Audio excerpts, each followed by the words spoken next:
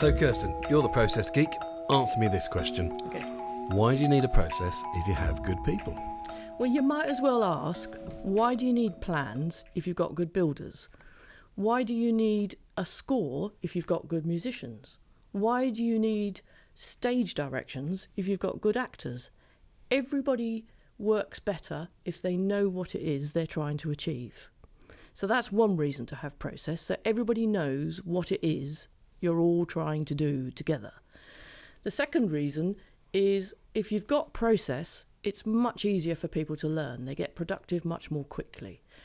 And actually, your process becomes your corporate memory. So as people leave and join, the company memory stays and goes along with you. And actually, that memory is preserving your uniqueness as a business. So you believe that with a good process, new employees tend to be more productive for your customers and your clients and the business quicker? Yes, because a good process is built around making and keeping promises for your customers. And when people know why they're doing what they're doing, as well as what it is they have to do, they get engaged in that much more quickly. And that helps them be more productive. And that stuff, you know, why we do what we do and the way we do things around here, which is not the hard process stuff, but the kind of culture, that's much harder to pick up by osmosis. So if you can help people get to that quickly with process written down, then you'll have more productive people more quickly.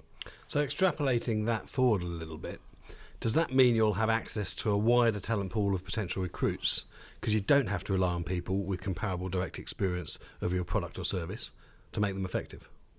Yes, apart from the fact that actually nobody will have direct experience because every business is unique. So even though you think another business is doing the same thing, they won't be doing it the same way. So somebody always has to learn your way.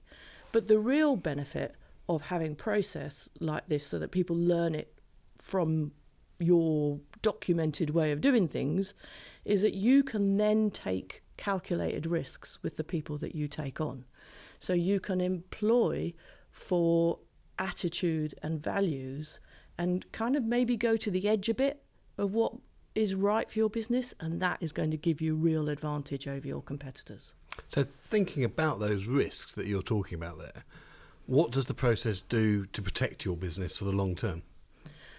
Well, memory, as we said, but also consistency. People are doing the things the same way, more or less, all the time. That's always good for your business because customers are going to get a consistent service. Scalability is also better when you have process, because if you have people managing processes and you need to expand the capacity of part of that process, then you just add more people. You don't need to be adding more managers, which is just overhead, essentially. And then lastly, once you've got a process in place that's documented separately from the people working on it, then you've got scope for evolution. You can capture the evolution of that business over time because it will. Well, that makes sense, doesn't it? Yeah. So, James, as the people geek, tell me this. Why do I need good people if I have good process?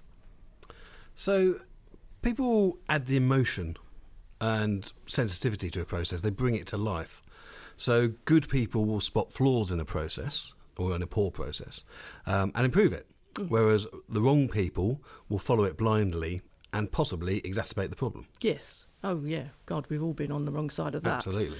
So can we then make the wrong people right with a good process? Unfortunately, not necessarily.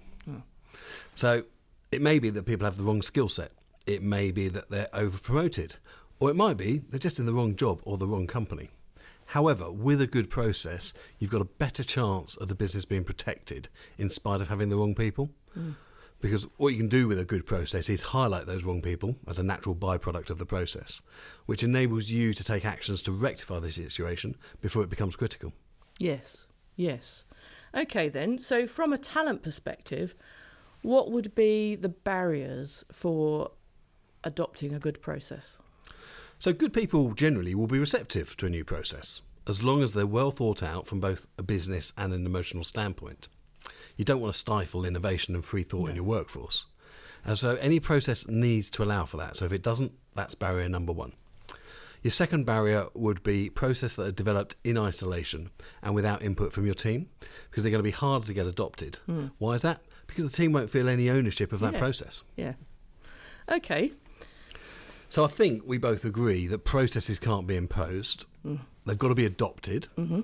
Processes must be empathetic to the business and developed in collaboration and not isolation. Yep. And processes can highlight strategic weaknesses within your workforce, which should be embraced, not avoided. Yes, absolutely.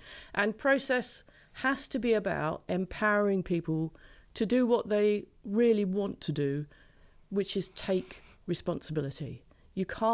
Process is not about making people accountable. It's about letting them take responsibility. So then, Kirsten, what's a good process? What's a good process? I think we'll have to have another conversation about that one. I agree. Cheers.